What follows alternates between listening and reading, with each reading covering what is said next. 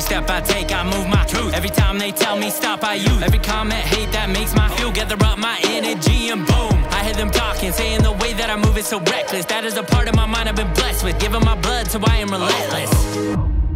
This is a Keep Hammering Collective. I'm with Lorenzo Sartini, right? Sartini. Yep. Sartini. Well, I have to, in full disclosure. So we were talking today, and somebody said something about my shitty shooting form. And then they said something about, well, whatever, shooting form, talked about Alonzo Ball. Yeah. With shitty shooting form in the NBA. So I accidentally said Alonzo talking about you. Yeah. So I'm like, I fucked that up. Hey, I get it. Lorenzo. I have gotten it my entire life. So I went to my high school in Las Vegas that I went to. We had an awesome security guard. I went to one of the older private high schools down on the Strip, and it was literally like on the Strip. I mean, it's not. They are no longer there, but I was the last class to go all 4 years there, of course, right? I didn't get the new nice stuff. Right. And he called me Alonzo every day of my life. And I always told him it's Lorenzo, but don't worry about it. You should just change it. I know, right? Yeah, that would make it simpler. Just go for it. No, well, it's great to have you here. It's, you know, I've been following you for a long time. I know what you've been doing with GoHunt, and it's, I mean, you're making an impact on the industry, which is, you know, that's hard to do. Yeah. It's hard to do. And then when you do that, you're also putting yourself out there to be judged, criticized, celebrated. Also, we get celebrated for good things too. But, you know, anytime you're making an impact like you have, you're going to get good and bad. Exactly. That's why they say you're not doing enough if you're not pissing somebody off, right? Yeah. And it's just what it is. Yeah. So, but thank you for that. I appreciate it. We've been working hard at it for a long time. And it all comes from the thread of like genuinely believing in and wanting to support the North American wildlife model of conservation, right? Which is the opportunity for hunters to go hunting, spreading the tags across multiple hunters, multiple units, and, you know, in turn, raising money for these states to actually protect their wildlife better, manage their hunting better, right? That's where it all comes from. Yeah. And, you know, there's, I mean, so many layers to this, but you know how Colorado just eliminated non-resident elk hunting without, first you got to draw to the tag, but it's crazy because they're going to limit non-resident, and that's how these states make money, because they charge non-residents so much money. So where's that loss of income going to come from? Because they rely on those funds to do everything they do for conservation. Correct.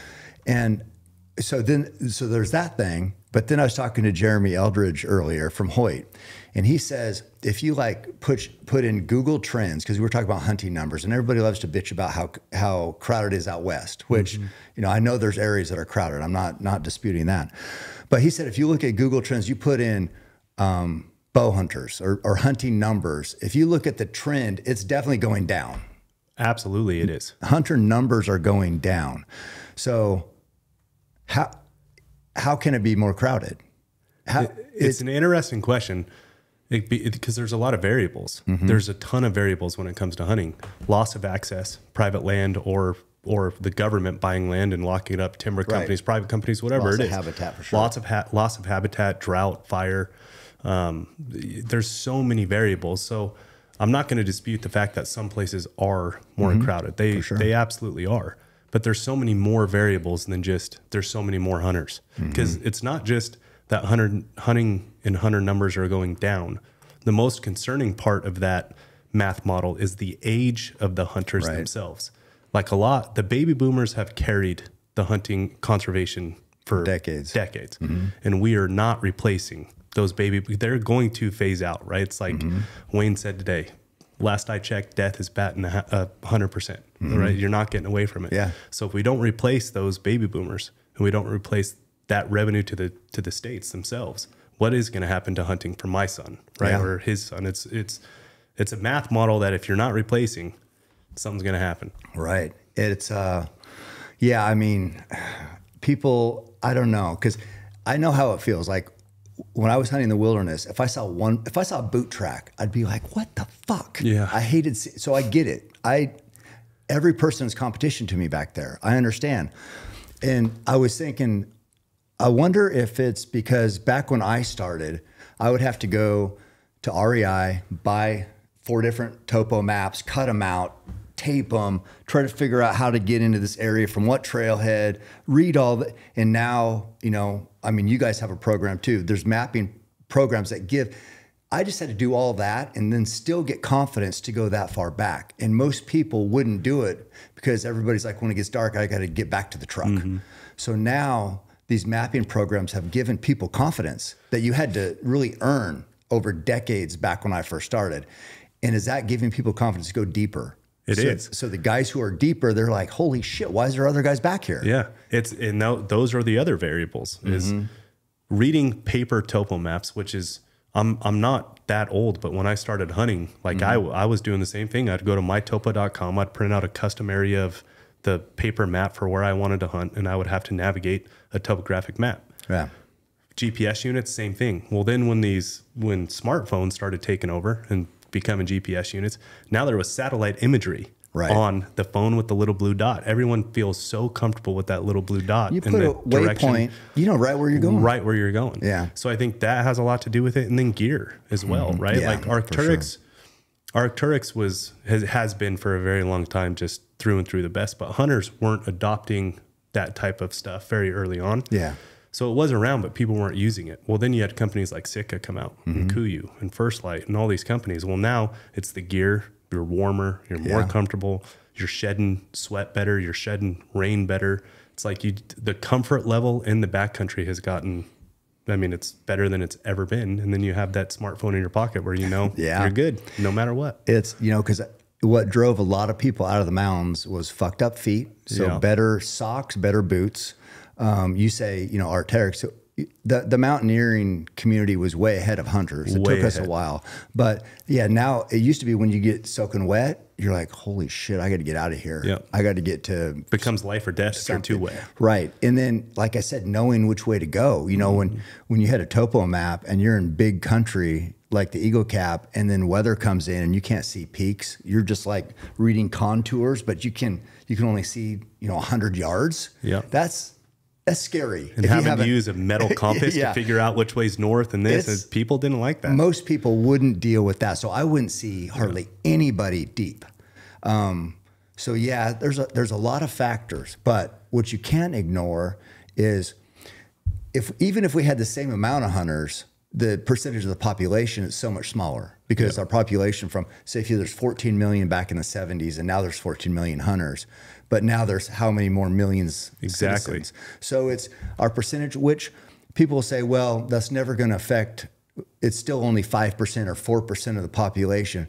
But where it changes in my opinion is it's those, so it's the percentage, but it's also those people who are supporters of hunters, who those hunters talk to, who'd be like, yeah, I don't hunt, but I know this guy who hunts and I like what he's about. I get it. So that smaller percentage, you're going to have, by proxy, you're going to have support. But when it's smaller, you're having a smaller support network. So when that shows up in the ballot box, you know, and that's what fucks us in Colorado, this ballot box biology. And it's not just the hunter numbers, but it's also the supporters of hunters. So when all that is shrieking, it's not good. It's not good. No. It's really not good. And Colorado already had a massive loss with the reintroduction of, I actually hate saying reintroduction because it's actually an introduced new species. Yeah. It's not a reintroduction of a species That's right. was supposed to be there. It's an introduction of a brand new wolf species, of a subspecies of wolf. It used to be the North American gray wolf. Now it's the McKenzie River Valley wolf out of Northwest Territories. Yeah, wildly different species of wolf. That's what we introduced to Yellowstone and now Colorado. And the public vote is what got that put in place because the government there had changed some legislature of, the CPW, the Colorado Parks and Wildlife, they no longer control the decision making. Now it's public vote. Yeah. They took it out of the scientists and biologists' hands and put it into a bunch of, we all know what Denver has turned into over the years, and that's who's voting on this stuff. So now on the chopping block this November is this trophy hunting bill, which is way more threatening than the wolf introduction. And I mean, they're looking down the barrel of a loss of predator hunting. Right. Yeah. Which it's crazy. Yeah. And we've you can get way down the rabbit hole on that. So, you know, you have all these predators in there, they're knocking down elk and deer, then you don't need hunters to do that because there's nothing to hunt. So then it's, you know, I talked about this on Rogan. Is that a way to take away firearms down the road? Because they say, well, you said you needed firearms to hunt. Well, now there's nothing to hunt. So what do you need firearms for? So it's like you can get pretty deep into it. But then another thing that I was also thinking, like, you know, with Hoyt and Jeremy was talking about, I was asking him, who's the young new pro staffer, like the hot young guys? Not much.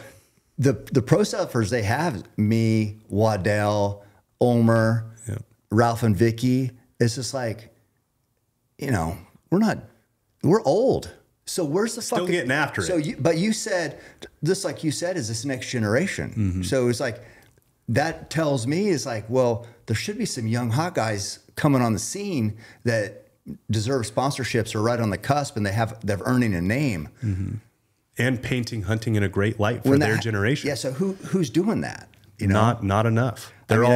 There's a kid, Chris B. I think he shoots Matthews. He does a pretty good job. He's a stud. He does a good job on YouTube for sure.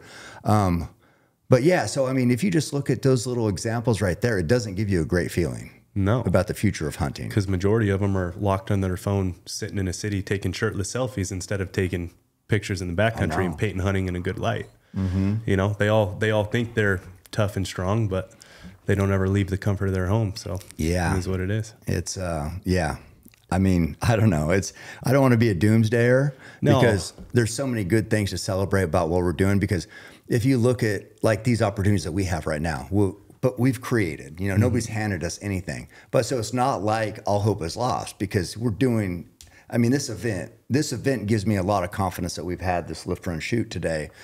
Because you see a lot of people who've never hunted, never shot a bow, and you see that passion is just exuding. They just want to learn. Yeah. So I feel good, but we need more experiences like this, I believe. I agree, and we need more people putting it in a good light to certain generations and certain outreaches of networks so people can understand the respect of hunting and what hunting actually is, and not look at it as, you know, this blood sport kind of a thing that a lot of the antis like to spread, right? And you know, what I like to equate what's going on to right now is with the antis, they're like the Chinese. The Chinese they play the long game. They are dedicated. They have a lot of patience. They'll plant spies in the U.S. at 18 years old and let them retire in a company to go back and, you know, report what's going on here. Yeah. The antis are also in the long game. And how you're saying, is this a reason to come after the guns and the next thing and the next thing? I think it is, right? I do think it's part of their game plan of the long game, the patience, the extrapolation of funds and all this stuff to go against hunting. But at the end of the day, no one is more passionate about the animals than hunters. So as long as we can all get aligned and communicate and get on the same page and actually show up and willing to play the long game on our side, I think we have tons of reasons to win. I think we have tons of optimism that it's actually going to come out for the better. I mean, we have California, which again, we all know what California is and not just Denver, but the Catalina Island cull of the over 2,000 mule deer, like that got shot down. That's a great win for a state like Colorado, and it's a phenomenal win for hunters. Yeah, you know, and it's funny. Like we talk about, it's been talked about quite a few times, but the California ban on mountain lions, how they said hunters don't need to kill mountain lions and all. They killed more mountain lions without hunters with taxed money, and the government was just killing them. It's the same. More lions died instead of making money off of hunter tag sales, and less cats died with the hunters than they did with the state culls and all that stuff going on. So Colorado is just, they're following suit. That it's very clear what happens, right? You can look at California and understand it very clearly. If you take away predator hunting, it's just going to turn into California. You're going to kill more cats. You're just going to do it on your own dime through tax money instead of hunters wanting to go do it and not wasting the animal. Yeah, and also, I mean, I think people think that we're spinning some weird tale about, you know, the dangers of having predators out there. But I'm pretty sure a bear just killed somebody in California last week, wasn't it? I mean, and so it happens. There's more and more bear encounters, and this is also a very easy math puzzle to put together. If those alpha predators, right, are coming into contact with humans over and over and over again, and they never feel a threat from a human, it's only a matter of time before they start to actually engage and ingress on a human, Yeah. right? Like if they feel safe, they're just going to keep pushing the limits and pushing the limits, and it's just going to keep getting worse. It already is. We're watching it in real time just get worse. Yeah, I mean, it's not too hard to look at just how what happens in Montana and Wyoming in the backcountry with grizzlies compared to what happens in Alaska or Canada. You know, it's way more dangerous. People are getting torn up all the time in lower 48 because they're not hunting the grizzly. So there has to be that innate fear of man. And if there's not, I mean, I just hunted up with John and Jen in Alberta. We were hunting, we're probably bear so far back, just black bear, but they had probably never seen humans, and they aren't afraid. They'll come. Me a video today. It's crazy. They'll come right here. Yeah. So it's just because there hasn't been that. Oh, so if I get close to this thing standing upright on 2 feet, I'm going to get shot at. There's going to be a loud noise. I'm going to get wounded. But if without that, it's like, what's keeping them in check? Nothing. Nothing. They're the alpha. They're used to being the top. Correct. And they'll just keep aggressing until they feel a threat back. And if they don't ever get it, it keeps going. That's what a predator does. Yeah. And they're good at it. You know, they've survived a long time with that attitude. Yeah. So it's going to take a little while, but yeah, I don't know. It's a crazy time right now. As a hunter, it's pretty complicated. It used to be like, you know, you did your thing on Outdoor Channel, you wrote an article for Eastman's or Outdoor Life or whatever, and you kind of just preached to the same crowd, and all good. Now with social media, we can reach a lot more people, but also we have a lot more people weighing in on hunting now. And so it's like you said, you know, having the right representation of hunting, it's never been more critical. Never been more critical to get the message out there that shows truly what hunters feel and how they conduct themselves. Yeah. You know, not to stereotype, but we have to do, I mean, there's pressure on us to do it right. So I just wanted to make that point because what you guys are doing, I think is the right way to do it. I love the messaging. I love the branding. I love, you're well-spoken, your entire crew on the podcast, all intelligent, smart, representing hunting the right way. I applaud you for that, and it's so needed. And I just want you guys to just keep blowing up. Yeah, I appreciate that a lot. Genuinely appreciate it. And then, you know, I take a lot of pride and I take a lot of personal responsibility for the fact that we sit in a very interesting place within the hunting industry and hunting as a whole, because first and foremost, we are consumers of hunters. Like we are as passionate and as real as it gets for our own selfish needs of wanting to go hunting and wanting opportunity and right? Like if I'm being completely honest, I want every tag on the mountain and I don't want anyone else to have it. That's not a good. I put it for a tag. I was hoping to draw it. I didn't want somebody else to draw it. Yeah. And that's not a good longevity model though. No. So the reality is it doesn't work like that. And we also work so closely with each of the state fish and game agencies with their data, their harvest population, hunter pressure, all of that stuff. So we understand it from the state's aspect as well of, okay, what is the best way to manage these animals with human expansion, highway corridors, new housing developments, and everyone wants a mountain house, right? They're all piecing and parsing mountain land and taking habitat away. That's along with the fires that are already doing it, the drought that's already doing it. There's so many variables that, you know, are putting outward pressures bringing into the animal themselves and not just hunting. So we see it from both angles. So we take a lot of responsibility in being able to talk about it the right way, that we don't ever want to see a loss of opportunity to hunters, because that's not, it stings whenever hunters see that, and we don't ever want them to be deflated. We want to recruit more hunters. We want to keep the same hunters engaged that are already here. We want to paint hunting in a good light, but that all comes at, you know, also trying to balance what is best for the animals at the same time. Yeah. I think there's two things just for the health of big game animals that are key. It's protecting the winter migration corridors. I mean, highways are the #1 issue with that. Yeah. And you talked about people want those mountain houses, you know, high in the mountains or whatever, but those animals have to get out of the high country to the low country to survive winter for sure. So yeah, highways are a big part of that. But then also timber management. It's just like these fires burn so hot because there is no real timber management program in a lot of places. And it just makes these fires devastating. And that habitat is ruined. So where do these animals go? Then they're forced out of the mountains, essentially down on the roads, getting hit. So yeah, there's a couple big things like those migration routes and timber management. So I don't know what that takes. Getting the message out there, educating our listeners. I'm not sure. I feel like it's simple, but a lot of the times the simple things are the hardest to get the outward people to understand. But the fires that you bring up, it's a great point. When you have a forest that rips off into a fire, and instead of burning 100,000 acres because humans, we are in some way, shape, or form putting pressure on the planet, whatever value that is, I'm not exactly sure. But we are doing something. What makes us believe that we shouldn't be managing and manicuring these forests as they're degrading because of what's going on, right? Whether it's drought or floods or whatever it is. And now when a fire rips off and we've done no forest management, instead of burning 100,000 acres, it burns 1 million acres. That's a lot of lost habitat. Yeah. And those typically won't rebound for 3 to 5 years for it to be actually habitable for the wildlife to go back to. Yeah. So what is all that population of animal with that much loss of habitat? Where do they go? Just like you said, they go to where the people are, and that's where cars, highways, pressure, all kinds of stuff. And they don't like it. They don't do well there. Or they go the other way on the mountain and get stuck when a winter storm comes in, and then it's winter die off, and it's just like, there's a lot that weighs in on it. Forest manicuring is a big issue. It's a huge issue. If we had a better grip on that, it would not be as bad as it is. Yeah, definitely not be as bad as it is. Yeah, I think talking about it. So you verbalize it, you put it out there, and then we can create some action items, hopefully.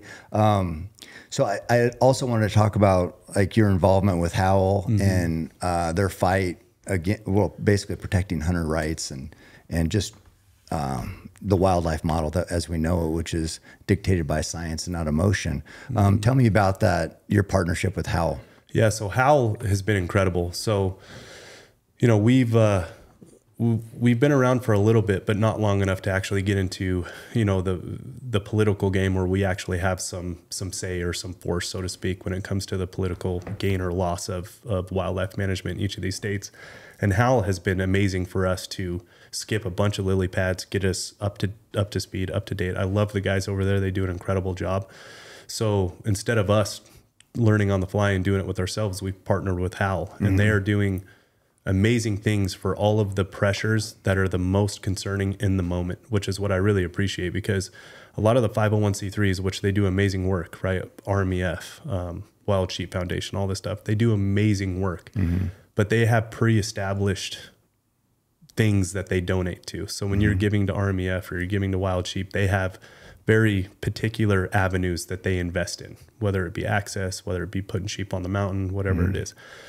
The way Howl goes about it with their, I'm not sure what their government status is, 501c or whatever, but they are able to have put together funds and fight whatever is most pressing in the moment, which right now is Colorado is looking down the barrel of a loss of predator hunting, but it's done in such a way and language. And this is where politics get really annoying and lawyers get even more annoying, is because they know exactly what they're doing with language and how they can extrapolate it over time as long as they get a bill passed. Right. Because they can change language a lot easier than they can introduce and pass a bill. Right. So the language within this trophy hunting ban in Colorado is they're defining trophy hunting through predators. So mountain lions, bears, lynx, bobcat, wolf, all this stuff, and it's going to make it illegal. But the problem is it doesn't say predator hunting. The language says trophy hunting, which is defined by the pursuit of, mountain lions, bobcats, all the predators. Basically hunting.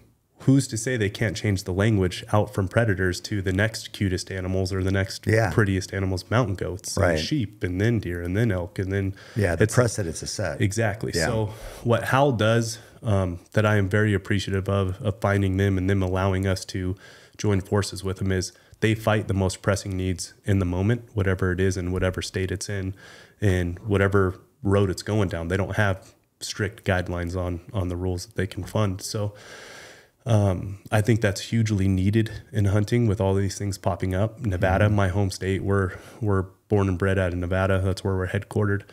And we're kind of next on the on the agenda as far as the lobbyists go for the anti-hunters. Right now, our commission is being lobbied by the antis.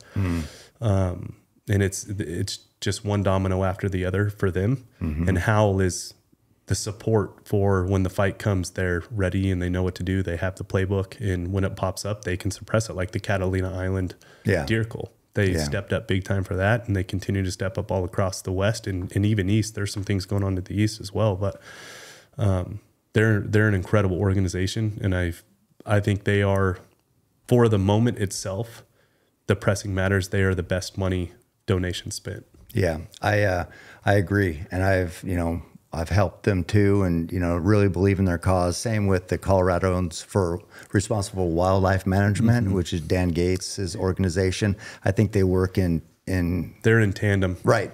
And there's an event I'm going to speak at in August there regarding this. But yeah, I think it's our obligation to support outfits like that are helping to fight on the ground too. Yeah, and they're very active. That's what's great. As hunters, it's you're training, you're doing this and that. It's hard to fight every day. You know what I mean? To make a big stand on something every day.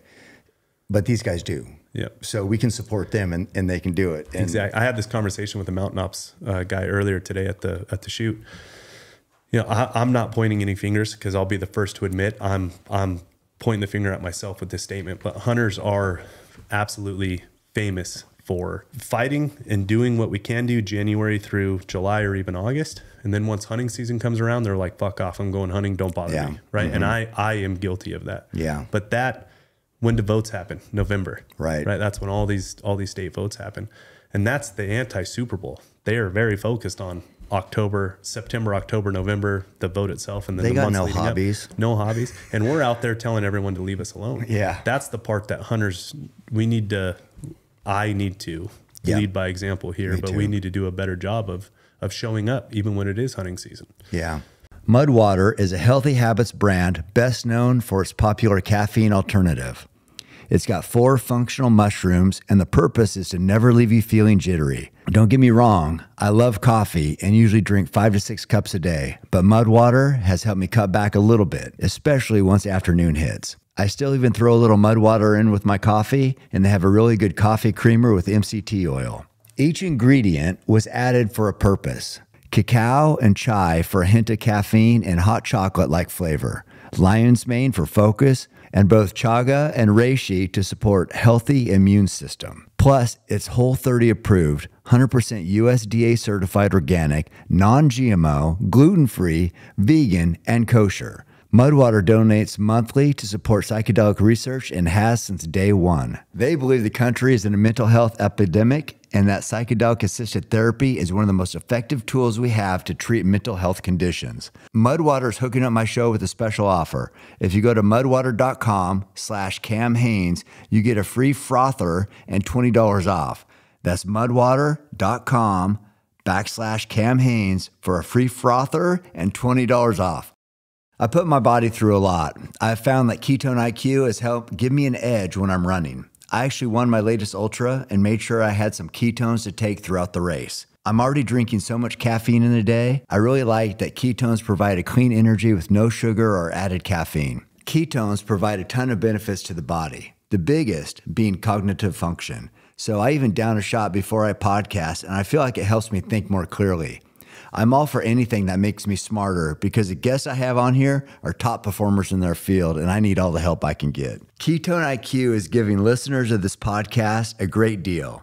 They're offering you 30% off your first subscription order of Ketone IQ at ketone.com/Cam. What's your goals with GoHunt? And, how, your family's been involved in business in Nevada. Why hunting for you? I'm going to guess you're going to say it's because of what you love and your passion. But this has been wildly successful, it looks like from the outside in. What's the goals with GoHunt?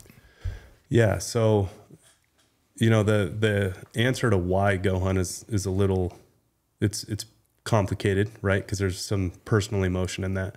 So I do come from a huge family background. My family's been in huge business their whole life, not even big business. Mostly in the casino industry, and then, most famously UFC and all that stuff. So I come from big success in the background. And for different reasons, you know, I actually, even though we had two different completely different lifestyles growing up, where you didn't have outlets and had to outwork everyone and to get ahead and to come 20 miles this way and meet guys like Wayne and all this stuff going on. You know, I actually do connect with that type of a story, because in a very different way, and believe me, I'm not, you know, asking for anybody's, pat on the back here by any means, but creating a path for yourself when you grow up that way is also hugely motivating, because you look at it and you're like, okay, how can I ever outgrow the shadow, right? Yeah. Or how can I ever do my own thing or become my own man? Or, right. you know, I am hugely competitive.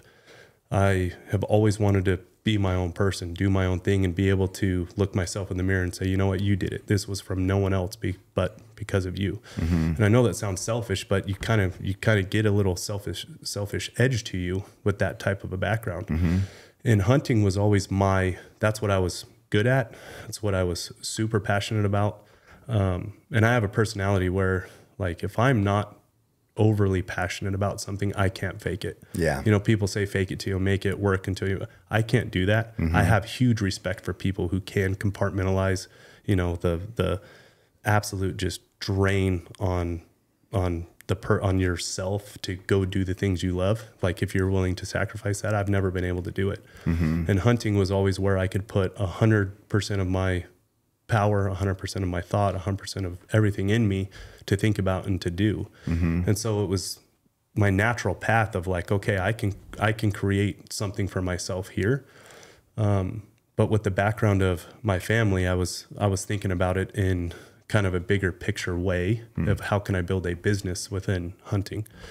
And when I was growing up in Nevada, you know, Nevada residents don't have great opportunity. It's not like a Montana or a Wyoming or any of that stuff. So growing up in Nevada, but coming from a hunting family, that's what we did on the very little free time my dad did have, is we would go hunting. I was growing up hunting multiple states, applying in multiple states, Arizona, Nevada, Utah, because we're not guaranteed tags every year in Nevada. So we had to. Yeah. And so I understood the model of Western hunting and applications and trying to draw tags in these state applications. I understood it from the Southwest model. Well, I ended up going to college in Montana to play football. And when I found the opportunity, I always thought hunting was like really hard to get a tag, hard to find opportunity, had to draw tags. I go up to Montana. Next thing I know, there is hunting everywhere I look. You can go do it all the time. From September, I became a huge waterfowl hunter. So I was hunting 120 days a year in the Pacific Flyway. You just can't do that stuff in Nevada. Yeah. So I'm like, man, this is really different. There is opportunity. If you want to go hunting, you really can. So I started to pay attention to how hard it was to find information on these states, right? Like in college, I was meeting people from Idaho and Wyoming and South Dakota and North Dakota, and they were telling me about all the hunting opportunity. I'm like, why is it so hard to find? And I was in college from 2006 to 2010, and this is when Amazon is blowing up, all the online stuff, Zillow, like everything was just changing. No more travel agents. Now it was Expedia and Kayak and all that. Like, man, hunting is tailor-made for online. Like, there's so much information and there's so much difference between each of these states. They're also different, whether it's opportunity or trophy hunting or this or that, whatever it is. Like, how is there not an outlet for that? And so I started to kind of wrap my head around the problem with hunting. I was looking at it from kind of a bigger picture angle, and I surrounded myself with a lot smarter people than myself, which number one thing to do, right? If you're ever trying to do something big. Chris Porter brought in Brady Miller. He was one of our very first on hires. And we just started to throw a lot of really smart minds at how do we fix this problem of hunters not thinking there's any opportunity, because hunters today think like opportunity is dwindling, and all. The opportunity is still there. It's just different how you go about finding it and getting it. Hey, things change. Things change, but there's still everything changes. Just as much opportunity. Right. And back then people were saying opportunity was changing. Well, then we came out, and now we get blamed for, which I take a lot of pride in, the GoHunt effect. It's like, well, shit, we're doing something right if we're getting blamed for this GoHunt effect. And look, there are some valid points in that, because we have shown people opportunities, and that is what we do. And that's what we're focused on, but we're just putting a lot of smart minds behind it and looking at it from every angle of being first and foremost a passionate hunter and wanting opportunities for ourselves, but at the same time understanding it from these parks and wildlife state offices of what they're dealing with as well. We meet with them regularly, and we really understand it. So, that's kind of the long and short of how it got put together. And going forward, we have a lot of want to. Right now, one of the biggest things in hunting, one of the biggest problems, like we were talking about earlier, is the baby boomers have carried the hunting industry. Yeah. And they're the ones helping these conservation models actually succeed with buying licenses and going hunting. And the younger generation isn't backfilling it fast enough to, once they kind of go off the cliff and the teeter-totter swings the other way, there's not enough weight with this younger generation. We're really focused on adult onset hunters who were not fortunate enough to grow up with someone like me and my dad, who took me and showed me hunting, and you and Wayne and Roy. And like, the biggest loss for these younger hunters is the mentors who are taking them hunting. That's that's the guaranteed way to get a hunter into hunting, is having a mentor, getting you into it young, so you're comfortable going through it for the rest of your life. So there's this community aspect that we really want to bolt on to GoHunt, where people can find hunting partners and share information and talk to each other and find the confidence to go hunting, like the guys that are at your lift, run, shoot event. That's exactly why they're here. It's what they're looking for. They want to be better. They want to do hard things. They want to get into hunting. They want to be self-sufficient. Like, we want to really tie those types of people together and create that community. Yeah. And then on the technology side, this is where, because we are a tech company, kind of at foundation, is the foundation of our product is technology. Yeah. There is some wild capability with technology coming down the pipe. And it's our responsibility to manage, like, where's the cutoff on technology and hunting, because hunting is primitive. Hunting it's one of the hardest things there is to do. So how easy are we going to allow, as hunters, how easy are we going to allow technology to make it? But with things like AI, things like low-level Wi-Fi coming from Starlink and Elon Musk, like, there is some wild tech possibilities coming. And we're still kind of wrestling with the moral compass of, like, what's acceptable and what's not. What's an acceptable advantage that we're willing to take on? Yeah, exactly. So we have a lot of want for the future. Like, we're, by no means is our story even halfway written here. We have a lot of things that we have coming down the line for, product roadmap and community building, and just who we want to be as a brand. Yeah. That's what we're focused on, is being a household brand that paints hunting in a good light, helps level the teeter-totter for these baby boomers once they start phasing out, and we're bringing new hunters in because they see it in a good light. They understand the responsibility behind it, and that science and data actually does work, despite what other people like to say. Yeah, it's I do want to backtrack. You said you don't deserve a pat on the back for doing this because you came from a successful family. To me, you deserve a lot of credit, because people in your situation usually don't have that hunger to break out, because they don't need, like, for me, I had no choice. Yeah. I was going to be a fucking loser if I didn't do something. So you were in a great position, but you still chose to take on this new challenge. That, to me, that's huge. That you could have easily fell in line and just done whatever, but because you wanted to create your own legacy, you decided to go this way.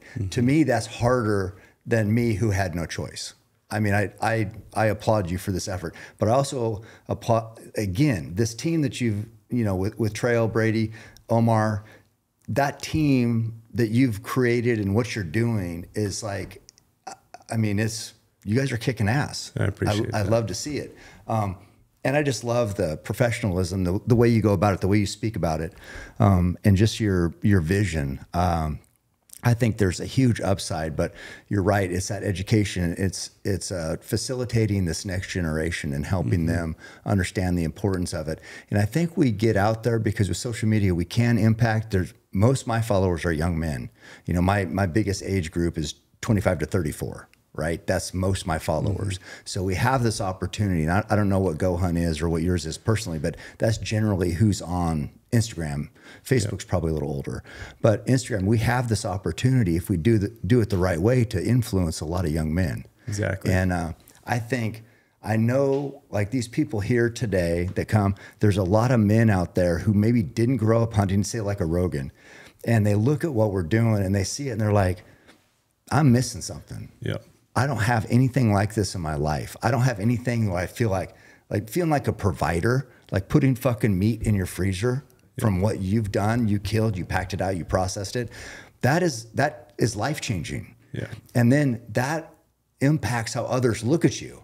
You're like, oh yeah, that guy, yeah, he gave me some elk meat one time. That's, you know, when can we have that type of impact on others? We can't really. And so being a hunter should be celebrated. I think I mentioned this over there in one of the talks today. It's like we get criticized, we get looked down upon by people who don't understand hunting for being, you know, whatever, killers or murderers or whatever we are, rednecks. We should be celebrated because and respected, because this is how life, I think, is the most fulfilling way to live it, being a true provider. Completely agree. And that's one of the talks we gave today to some of the group. Like a lot of my passion into hunting too, obviously everyone's groomed from their childhood to a certain extent. And a lot of my childhood, which I love you're saying must be nice. Like I can guarantee I've probably heard that more than most. I'm sure. Fuck, must be nice. Well, yeah, it is really nice. Yeah, like, what do you want me to do? I don't know what to tell you. It's really nice. But it kind of, it sharpened this edge on me where, okay, if you think everything's handed to me, like I want to be the most self-sufficient. I want to be the most sufficient person of anyone I know. And we were talking today, when you are a hunter, you are a part-time mechanic, a part-time butcher, a part-time marksman, a part-time data analyst. Like, I mean, you're a cartographer. You literally have to be able to do very capable part-time biologist. Like, you have to have such a rounded out skill set to be a successful hunter. And that's what drew me to it. Is I don't give a shit how much money you have. When you go out there hunting and you're on a 15-day backcountry hunt in the middle of a wilderness, like money doesn't come into it. Like nothing comes into it. I don't care who your family is, who you are, or anything. You're either going to be able to do it or you're not. Right. You're either going to be able to overcome the mental demons when you're halfway across the river. And if you want to go home, it's just as far as going the rest of the way in. It's like those mental checkpoints is when you find out who you really are. And being self-sufficient in that is where a lot of my drive, competitive, like I said. So, you know, I want to go do one of the hardest things I can think of, which is kill a bull 15 miles in the backcountry in the wilderness, you know, with a bow. And that's where a lot of the motivation comes from there. And I agree with you fully. We should be, we all should be celebrated for being that self-sufficient and not looked down upon as, you know, some redneck going out there and killing something, which is thrown around a lot. Yeah, I mean, I try to celebrate other hunters no matter what they kill. I try to do whatever, but also I do realize most of my followers are non-hunters. You know, if I might in a month at a peak, my page reaches 40 million people. Okay, there's not 40 million hunters. No. You know what I mean? So I got to think that, okay, I can't just, the Grin-N-Grins are great. Obviously, I got them all over here. There's, you know, nobody offended in here, but I understand who's looking at my page. And so somebody who doesn't understand hunting looks at a grip and grin. It's going to be interpreted differently. You know, we're smiling with a dead animal. So I sometimes don't even ever put up a grip and grin. I put up truly what's the most important part of the hunt, which is all of it. The journey, adventure. The journey, you know, just try to share different aspects of it. Yeah. I try to kill an animal because that's what we do, you know, but that's not everything. Yeah. That's just a small part of it. But we're so used to only having one chance, like at the bow rack, we should just go put a kill shot up on the board. We don't get a chance to tell a story. So you just put your fucking kill shot on the board. Yeah. And so that's kind of what we started doing with social media because that's what we were used to. We just had a brag board. That's it. So now I'm just like, no, I got to do a better job of explaining this lifestyle and explaining why it's important and explaining why it's powerful to me. And if we do that, I I mean, I think it can make a big impact. I agree. On non-hunter. You know, the antis are never going to get it. The non-hunters, they can understand, you know, and yeah, I think by doing it right, man, we have a big opportunity with, you know, social media gets shit on, you know, hunter as influencers get shit on all the time. And it's like, fuck, I don't know. I think this could be a good thing. You know, of course you can always use social media for shitty, stupid reasons, but that's not us. That's not what we're going to do. So, and the Grip-N-Grins and all that stuff, like we've talked about it on the podcast. There was a time there in hunting where like hunters were shying away from Grip-N-Grins and all that.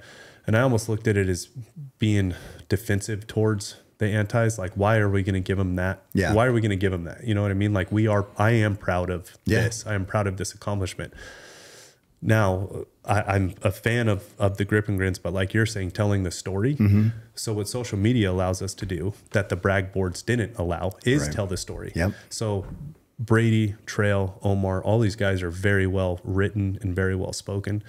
And hunting, when they talk about hunting, even if it's in a story post or whatever it is, they're so good with words that people can feel their passion for it and their respect for it and all of that stuff. And I think that's the hugely important part of social media is that part of it is sharing the passion, the story, the struggles, all of it, and why that picture is a grip. What it means. Right? Yeah. Why are you smiling with that animal? And well, here's the story. Why, right? And I think it's important that, you know, hunting, it's not, you know, we're not sports betting. We're not playing golf, posting a picture of our scorecard. Like those things are so simple and so like passive and simple. Nope, nothing's dying. Exactly. And so, you know, the one thing that I will give on that hunting side of Grip-N-Grins and all that stuff is we do have to carry a level of responsibility further than most other activities because at the end of the day, a life is being taken. And we have to explain why it was taken and what we're using it for, right? It doesn't have to be as well spoken as Brady, Trail, or Omar, but there at least needs to be a reflection of this is why and this is how it's being used, and it can be as simple as that. And that is one thing that I do agree with going forward that hunters can continue to do a better job of is fucking post the Grip-N-Grin, post the shit out of them. I love it. I love the success pictures, all that stuff. But we do carry a weight of responsibility because of what our lifestyle is. It's a lot deeper than being a golfer, being a sports bettor. Like there's things going on that are just deeper, and we just be responsible about it. I mean, I hate even calling hunting a sport. I hate it too. It's to me, it's a lifestyle. It's that's what the anti say is blood sport. It's total bullshit. I remember Ben O'Brien wrote this article years ago about Grip-N-Grins, and he was saying, you know, we shouldn't do it. And I was just like, no, fuck that. Yeah. Fuck we that. should do it. I've tweaked mine a little bit, but I totally respect what you're saying. I was like, I had this attitude, was like, I don't give a fuck what these guys think, you know? So, but then I think it's because, I don't know if it's because my page was getting to so many, and I was getting so many people who didn't get it. And I'm just like, God, am I dying on this hill? Is this worth it? Can I still talk about why I love hunting? Do I have to show that? I didn't have to, but I was just like, no, I'm going to do what the fuck I want. Yeah. And so it's my perspective. I can go either way. Cause there's some up right now, but there's times when I'm like, God, should I put this up? Should I not? Maybe I should just explain it better. Maybe, cause it's, to me, it is the whole fucking experience. It's not just that I killed that animal. So I'm like, I'm always wrestling with it, but I'm always, at the end of the day, no matter what you do, to your point, no matter what I do, as long as we're being true to explaining why it's important and why it's necessary and why it's so empowering, people can judge that all they want. Exactly.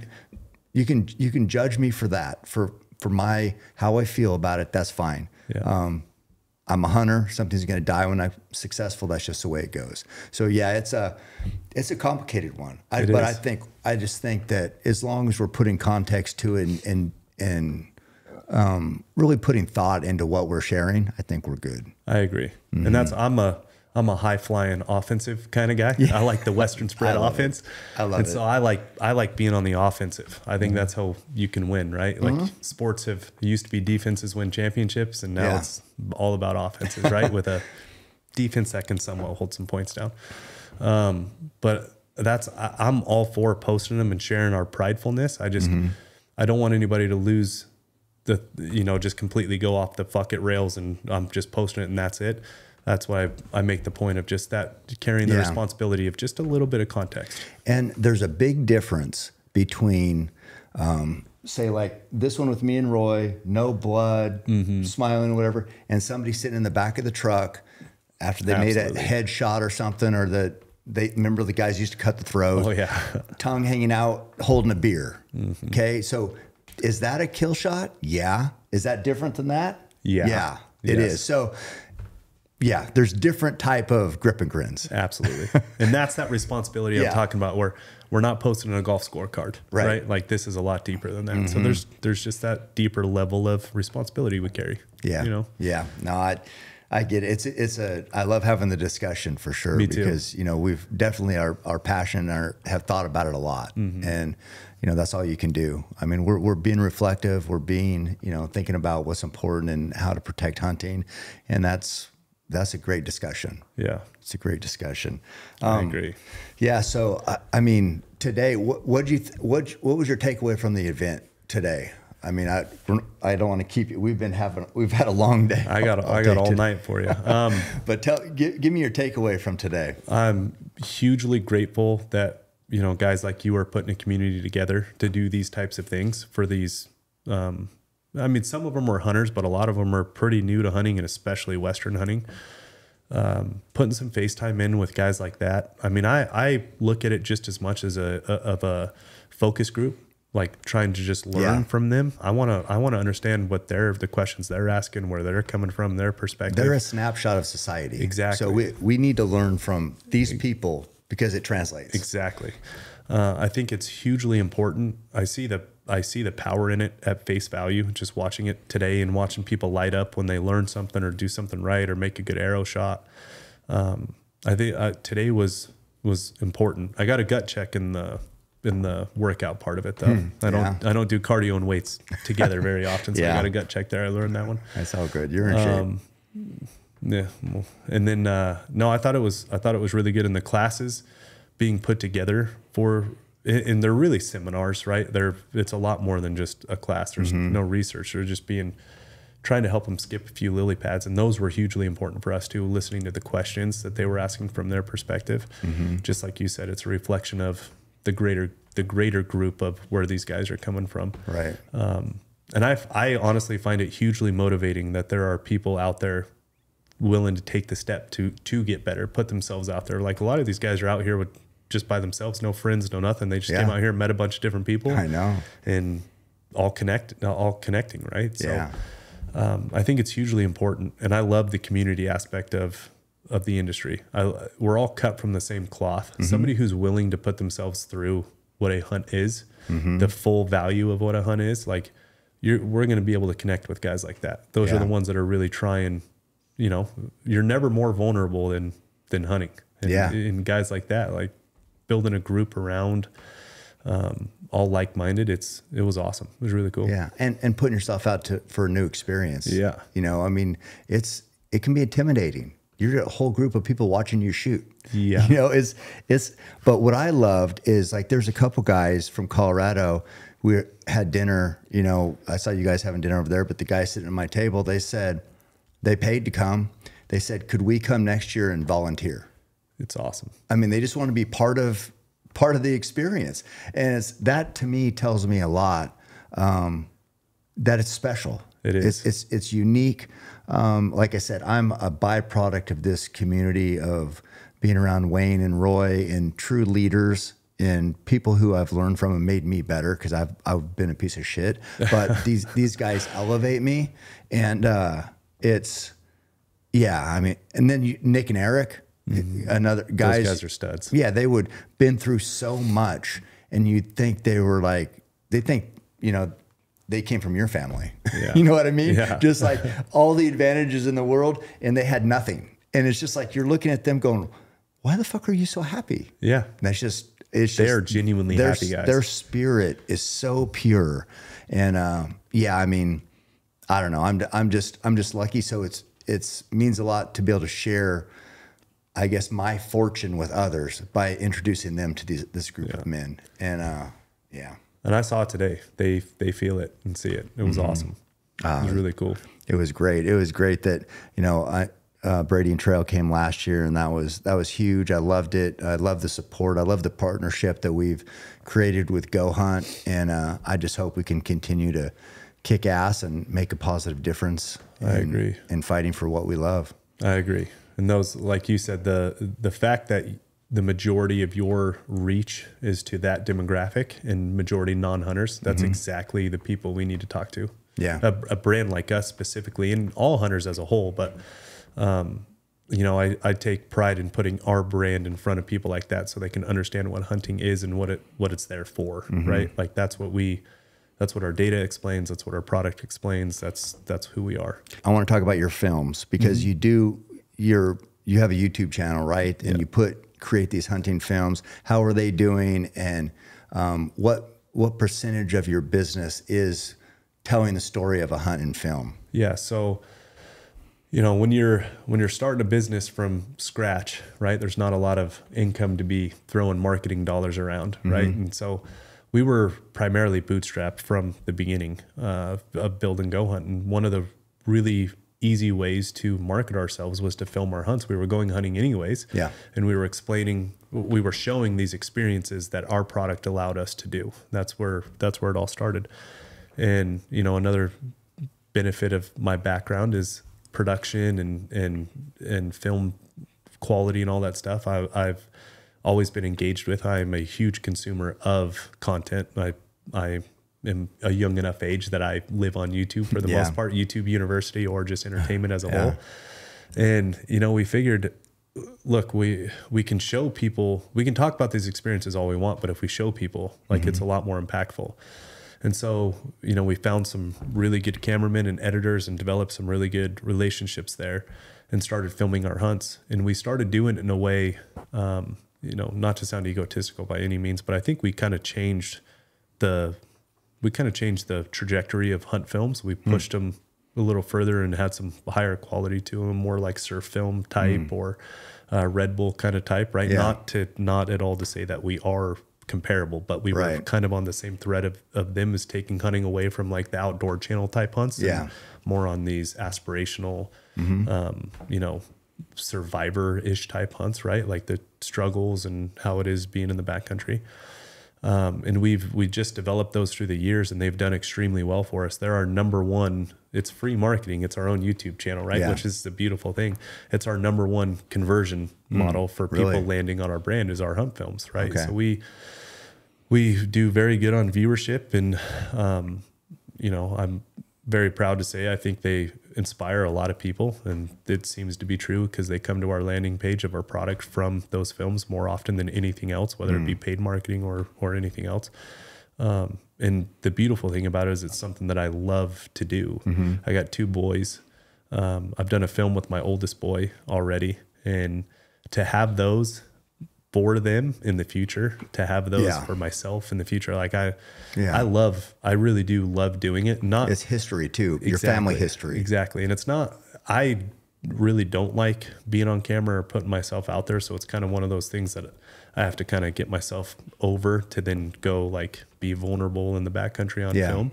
But I'm always grateful when I come home and like, man, thank God that was on film. So it's, you know, fulfilling selfishly at the same time as it fulfills the business as well. And it's something we love doing because all of us, you know, we have it for forever after it's filmed, and it works really well for the business too.